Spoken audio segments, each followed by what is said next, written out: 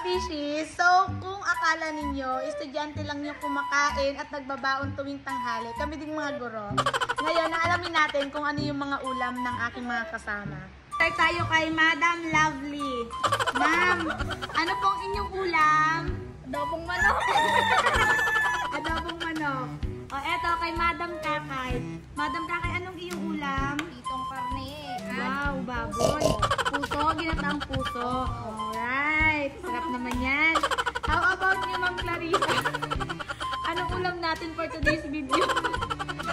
Anong ulam natin? Adobong baboy. Ayan. At eto si Ma'am Jen. Ma'am Jen, ano pong ulam nyo? Ginayat na tulingan at ginataang puso.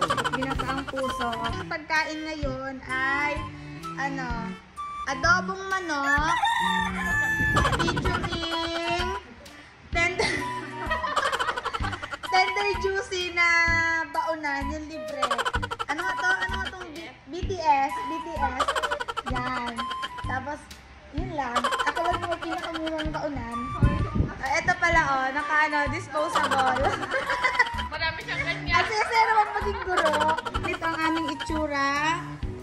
Pagtanghali. O, diba? Sama-sama kami kumakain. Kahit iba-iba kami ng baunan.